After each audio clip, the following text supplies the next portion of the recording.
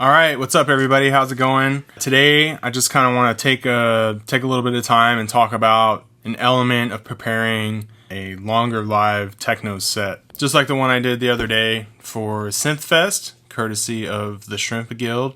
Shout outs to Octopus for putting me on that. Thank you so much for that. Yeah, so it was actually a pretty big challenge, and I was in a bit of a time crunch because I waited until the last 2 evenings to prepare for it. I was thinking, like, what should I do? Like, how should I do this? And like a lot of things just running through my head, and honestly, that time crunch is what forced me to make all of these decisions and then put the set together. So I encourage everyone to do that. If you have an event that you need to play for, like once it's on the calendar and you know you have to be dope, you know you have to be good, then it forces a lot of things to happen if you haven't done it before.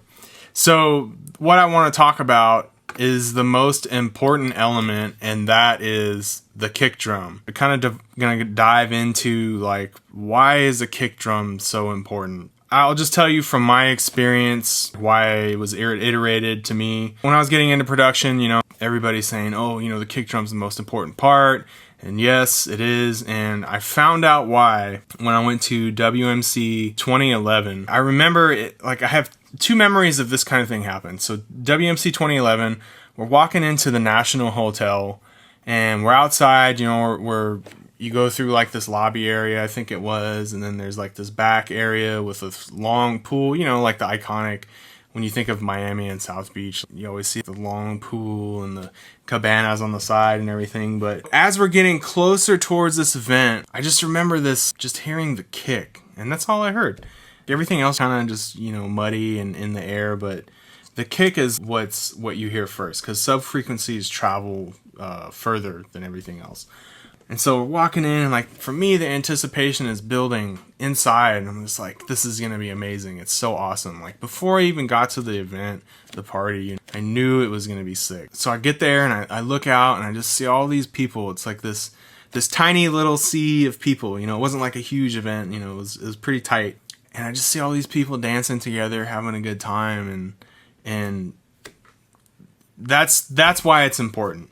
We'll go into like a history thing as to what that's all about. But so there's that time, and I remember the sound too. It was coming through these weird speakers with like freaking giant horns and stuff. I think it was Function 1. Anyways, so that made an impression. The next time this happened, where I had that anticipation like that, is I went to New York City with one of my cousins, and we were going up there for St. Patty's Day. So we go out there, and first thing I do is I look up what events are happening. And so there's events at Cielo. Kevin Saunderson was there. I went to that. One of them was Voices from the Lake at Output. And that event is what kicked off like all of this live PA stuff. Like all of that rolling stuff that I did, you know, years ago, where I got a little bit of traction on YouTube. That all came from, it started at Voices from the Lake at Output. I didn't know Voices from the Lake at the time, but I knew I had to go to Output because I think it's Danny Tenaglia's club. The sound system and the reviews and everything, and this is like 2012, 13, 14, somewhere in there. It was years ago. It was the same thing, man. It was this long journey to get to New York City, and then I had to ride the subway. Is it called a subway when you go across the bridge? I don't know. So I had to go to I think it was Brooklyn, and then walk towards Williamsburg, walk through Williamsburg, and then like I start to hear it, that little thud, that thump, right? The sub-frequency just like, as I get closer to the club, right? And there and again, the anticipation's building inside. I'm like, yes, this is going to be awesome. I'm so glad I'm here. Yeah, and then so you're walking down the stairs. There's the people taking the money for tickets and like the signs, no cameras. And I was like, yes, this is going to be amazing. And the sound's getting louder. And as soon as you go through the door, man, it's unlike anything else I've experienced, you know. So that's kind of like my story and my reference to kick drums. And of course, Voices from the Lake was awesome. It was a great event. Actually, one of my videos, Journey to Output, is about that. I'm loosely improvising the story, in the vocals on that track, but that's what I'm talking about. I'm talking about walking into the club, you know, it pulls you in, and like for me that's what it is. It pulled me in, that sound. Okay, let's go into the role of the DJ, the role that you take when you do live PA, the role when you're the curator of the sound for techno or house or tech house or any kind of 4 on the floor stuff. Let's talk about why that is. And I thought about this for a really, really long time. I think it goes back to caveman days. Let's start with caveman days real quick. You know, you think about the first time that anybody grabbed a stick and they beat a hollow log and it made a sound. Like, whoa, right? And then they showed their friend, their caveman friend. And that caveman friend went out and got a bigger hollow log and a bigger stick, and it made a bigger sound, right? So I think it's embedded into our being, our subconscious, our conscious, whatever. It's embedded in humans, that beat. Also with your heartbeat, you carry a beat. Like I'm a drummer, so I teach, you know, kids that play drums and adults, and they're like, oh, I don't have any rhythm. I'm like, no, you do.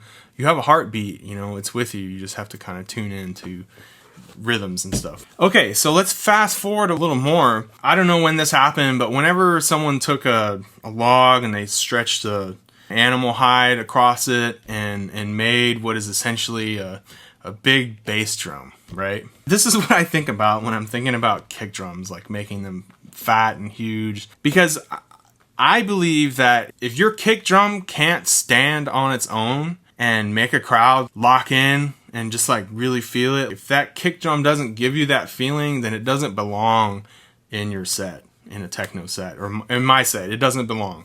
Okay, I think the role of the DJ and the live performer is to be the tribe leader, and you bring this bass drum, this giant bass drum, and you got your beater, and you go in there, and you know, you're in your like witch doctor regalia or whatever, you know, kind of like outfit you got, this crazy outfit. This is what I'm picturing in my head. This dude with like skull necklace, crazy hat and long hair dripping down, whatever. The guy goes in and the fire's in the background, you know, and the people are waiting, and then he starts beating on this drum, right? Just poof, poof, poof, poof. And you can hear that from miles away. That's what I want. As the part, you know, the event is going or whatever the ceremony is, like beating on this drum, right? And you're in charge of that. You're in charge of not only beating on the drum, but you're in charge of the drum that you bring to the event. You're the one that makes the sound. So you're the witch doctor, or the tribe leader or whatever, and you've traveled so from far and drawn on all this wisdom, and you're like, no, I don't want this elk skin hide. I want this sheepskin hide because it's it has a different sound. It's just better. And then like, I don't want this specific tree log. I want this tree log, like it's made out of this harder wood that's harder to get, that came from far away. And when you put the two together, you have the best bass drum sound, like the best, craziest tribal bass drum sound that anybody's ever heard in their life. And they don't just hear it, they feel it. It goes in their chest, goes through their body. Being human beings, what is the statistic on the percentage of water that we're made out of? Sound. We're made to have sound affect us because it affects water in that way. So anyways, that's why I think a kick drum's important. So okay, we're beating on this drum. We got the best drum, we got the best skin, we got the best sound, we got the best technique, and we're just like beating on this drum. And that's all we got is quarter notes. All night long, right? It's traveling through everybody's body and they feel it. And so what that does is that puts everybody on the same wavelength of rhythm, the same timeline. Everybody together, we're bouncing, we're at this event, you know, whatever it is. I just imagine like hundreds or thousands of people just surrounding this big ass bass drum that this witch doctor guy is just like beating the mess out of, and it's making this crazy sound, and they're just like, whoa, whoa. That is the importance of the kick drum, because not only does that sound travel through everybody's body, but it unites everybody together, and it puts everybody on the same wavelength and the same rhythm and the same time, the same clock, however you want to explain it, and it just brings people together. So, yeah, That was intense. That's why a kick drum is so important, because I think it just goes back to what it is to be human. And whether or not that kick drum is this digital kick drum or an analog kick drum or an actual drum, I think it's your job as the curator of the music and the sound. You should spend a lot of time figuring out what drum, what log, and what skin you're bringing to the event, right? For me personally, it's taken a while to find what I like and what moves people. And you can have a solid kick drum, but is it yours, right? For me personally, I think the 909 in particular I think it's probably the pinnacle of kick drums. Now, a 909 on its own is one thing, but a 909 with just the right amount of saturation, and for me in particular, with the Octatrack, I do one of two things. I throw on I think it's the plate reverb, or the dark reverb. I think it's the dark reverb. I use them all, but I think one of them stands out. I think it's the plate reverb in particular with kicks. So I saturate my 909 kick, and I throw a plate reverb on it, and I high cut the reverb and make the tail just long enough so it bleeds over to the next one, just either at the beginning or just as the new one. Like there's a sweet spot, right? And I tweak that. And I've noticed, and it's taken me so long to find this sound, and like I finally got it. I've been working on this for like 10 years. Just finding a solid sound like that. I've noticed that without it, the kick drum is kind of but with it, it makes a really big difference. Okay, so the other thing that I do is I add a 16th note delay to the kick. Again, high cut that. And sometimes on both of them, you have to low cut just a tad, just so you don't get like too much mud. But I also do that with a delay. And I want like a soft kind of repeat. Like I don't want a hard, right? I want like a soft, just to get that sub-frequency energy. What that does to my kicks that I've found and that you hear on the 2-hour set, it just makes it fatter and it occupies more of the low end space. And sometimes it doesn't have to be super obvious. It can be kind of almost subconscious. And it just lengthens and fattens up that kick drum. So you have the initial fatness, like you already have a great kick, and then you have like this nice tail, instead of just being boom, right? And then it's nothing. It's like boom, and then now you have this like freaking comet instead of just like a rock floating through space, right? So that's kind of the thought process behind my kicks. That's all I'm doing. I just have any kick drum sample. Like it's worked with not so much 808s. 808s kicks, I would do the delay probably more so, but an 808 is huge already. 909 style kicks, and then I've been using this thing, the Joe Mox M-Bass 11. Just for reference, this one in particular, the M-Bass 11, it has a sound to it. It's really good though, and the thing is that it's also analog, right? And the thing with analog and all analog, this was a lesson I learned from my friend Ted, who has a studio on the other side of the island. He runs 909, 808, 303, 606, Pro 1, Memory Moog. What else does he have? Mini Moog. Dude's got everything. And he has all the outboard to support it. Like he has 1073s, API. He's got the API 2500 compressor. Brocasti M7 reverb, and a console. We got the Toft 32 channel ATB. I guess kind of a reissue of the Trident 80B, which is coincidentally the console they had at the studio I interned in Nashville at Dark Horse Recording. But I digress. The thing with analog and machine timing, because if you don't know about machine timing, you can sync, for example, Ableton to an Octatrack or any analog machine, a 909, make that machine the master and Ableton the slave, and watch the BPM. Okay? If you set it at 124, it's not 124 the whole time. It varies. It varies slightly. Sometimes the whole BPM, it depends on the machine, but it changes over time, right? So there's that imperfection. And this is the thing that Ted said to me that just like, I went, oh, okay. He said, this is what he said. You ready for the secrets? He said it's all about ear fatigue. He's like, listen.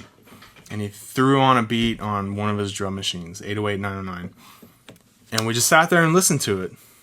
And he's like, dude, I could listen to this all day and not get tired of it.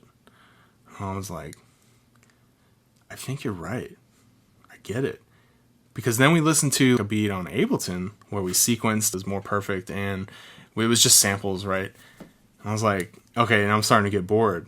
And so that's what I think it's all about. I think it's about ear fatigue and the imperfection in the sound. Like, it's not quite exactly the same.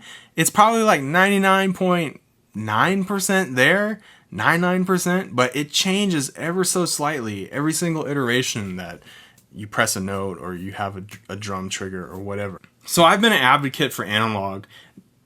And before I was a plugin person and I was like, plugins are good enough. And then I'm hanging out at his studio. I'm like, okay, we A/B'd a TR8 against his 909 808, and it was no contest. Like, you just hear the thinness of it. That's not to say that there's anything wrong with digital. So real quick, analog versus digital. I think plugins, like most computer synth generated plugins, don't sound that great. And I think it's because they don't have to hit D to A conversion, which is typically going to be lower resolution than like a typical like computer, you know, at your analog out of your computer or out of a interface or whatever. I think some magic happens in there, but digital can definitely be thinner and more perfect, but I think it can occupy a different space in the mix versus like if everything was analog. If everything was analog, typically everything's going to take up a lot of space in the mix and it's going to be pretty fat. It's going to be hard to get everything together. So that's what I would say about digital versus analog is like, analog is great. Hardware machines, digital is great. But plugins, you have to find some that sound good. I will say that the TAL, I can never remember the name of this thing, but it's the Juno 60 emulation. That thing actually sounds pretty good. That's the first synth plugin where I was like, I recorded it and then, or I did a track in that and then I used the JX10, which I believe has DCOs. So it's not quite fully fat, you know, like a Juno 60 would be, but I couldn't tell the difference between the two. So that's just something to file away. But yeah, ear fatigue. I think that's what it's all about. You just got to get your eardrums tickled, you know, a certain way as opposed to just the same thing perfectly in time, in sync. It's the same thing every single time. Symmetry is boring, whereas asymmetry is something we like. That's why like half your face isn't exactly the same as your other face. And if you look at a picture of somebody with where the face is, you know what I mean, doubled up and it's this perfectly symmetrical, it looks weird. They look like an alien.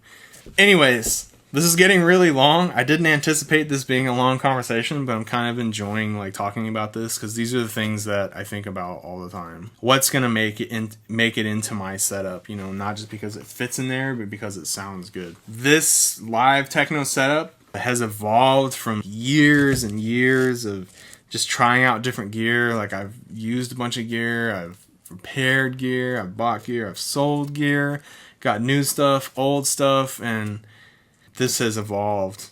This is the evolution of that, right? The Erica DB01 bassline is such an amazing sounding piece of gear, and I've gone through many machines to find a bassline that sounds so good. And Octatrack, obviously the workflow is crazy, and then the Analog Heat. The Analog Heat is such an awesome, make everything sound great machine. In fact, I think Octatrack or any machine, any sample-based machine, it doesn't matter. Any machine sounds not as good without the heat on it. And that's what happened. Like I had an Octatrack and a heat for a while. This is a few years ago. And then I sold the heat. I was like, oh, maybe I don't really need this. And it was the Mark 1. And then it was gone. And I still had the Octatrack and I'm playing beats. And I'm like, these don't sound as good. It sounds kind of just stale and boring. And I lucked out with the timing because the MK2 came out. And then picked that up. This all just goes back to like choosing your sound and your gear. And I think a lot of people are making techno, or what they would call techno, and just really they're just making electronic music, because not enough care is put into, or care or thought. Maybe people just aren't aware with techno specifically is like how important each individual element is, because we're not doing complicated beats. It's very straightforward. Quarter note kick drums, it doesn't get simpler than that. And that's what's interesting about techno, and what's intriguing about it is that it's about these tiny little things, and they all add up together, and it just comes down to bringing that tribe together and getting them to sway, right? This analog sounds really good. I want to put it back in the setup. That being said, if you're only using samples, I want to recommend, again, this is after years of sample packs, trying different things out and different people's packs, and trying to record my own samples and stuff with the machines that come through my way. I have to say that Samples from Mars has the best classic sounding samples ever, bar none. And not only do they sound good, all the samples that he takes sound good, but there's a palette of different sounds. It's comprehensive. That's why Samples from Mars is also amazing. Not only do the drum machines sound good, obviously, but like it's a comprehensive sound library of each drum machine. So for example, the 808, not only is it sampled clean, it's sampled onto tape, recorded onto tape, and that's taken.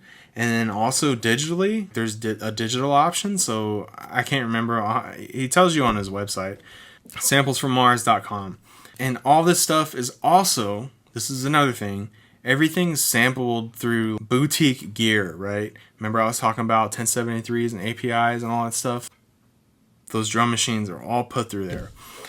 I would say that if you don't have a real 909 or a real 808 or whatever the machine is, you can do great with nicely sampled samples. I recommend Samples from Mars. I actually messaged him sometime last year. I said, hey, I think you have the best samples. I use them all the time. I have a small YouTube channel. I would love to do some sort of affiliate marketing and just tell everybody about your samples, because they are amazing. Push people your way and get a little bit of a kickback off of that. And it ended up not happening, so I'm just going to tell you anyways, because it needs to be said. But Samples from Mars has the best Zox machines and old synthesizers, everything, vintage stuff out there, I think. It's not just some sample pack that Joe Schmo made that has his flavor of sample on there. Like, it's just tastefully done, not overproduced, done right. All the samples are perfectly trimmed and everything sounds good. Samples from Mars. I will say, if you can't purchase them outright right now, then I would recommend waiting for a promo. He does promos. I think he had a summer promo. It was everything that he made. It was under $100. It was so cheap. And then Black Friday's coming up. That's going to be a huge sale. That's when I got mine, and it's totally worth it. Samples from Mars, best samples out there. And coincidentally, what I use on all my Octatrack sets.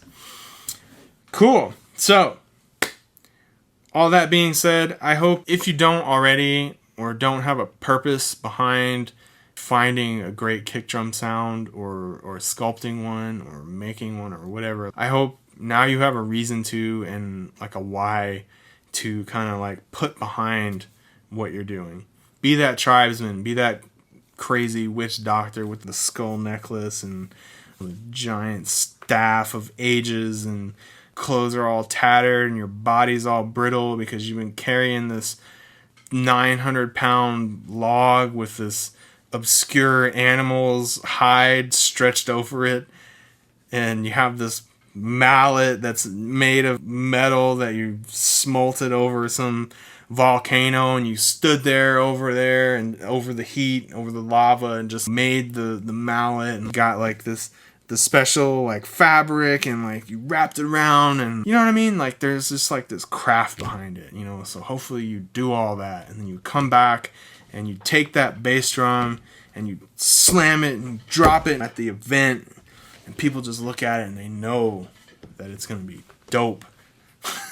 and you just take your mallet of eons and you freaking and you get the idea. I'll wrap it up by saying that's what I did preparing for this set. Was I spent all the time that I had setting up the drum patterns. And even though all my patterns are quarter note kick drums, upbeat eighth note, open hats, closed 16th note hats the whole time, and just claps on 2 and 4, and maybe a snare drum on 2 and 4, I don't know, eighth note rides. It doesn't get more basic than that. But the thing I spent time on was choosing my samples.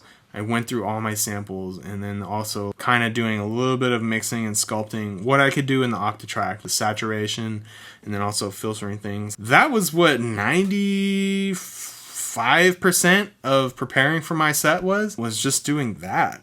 And most of it was just picking good samples and then listening to drum patterns. Honestly, the best thing that came out of that set, sound-wise for me, was there was a clap sound on the last, I think it was the second to last song that I did, the second to last pattern. I've been searching for a sound like that, and I found it. It didn't sound like that initially, but when it was in context, oh, that's a good sound. So I'm going to file that away. Honestly, I would love to share my samples with you, but being that most of them are samples from Mars, I can't share them. But I promise I will share some really good kick drums that I've sampled from other machines. That sounds really good. I use it all the time. And by the way, this specific kick drum, the machine it came from went all the way down to D1, I believe it was, which is super low. And that kind of opened up some sonic things in my head. I was like, oh, maybe that's part of the secret too. So all right, so hopefully now you're inspired to go and find your log and your hide and your mallet and make some nice sounds. Like I said, if the kick drum can't hold your attention, let alone a crowd's attention on its own, then, and you don't feel it inside, you got some more work to do. All right. Till next time. See you guys.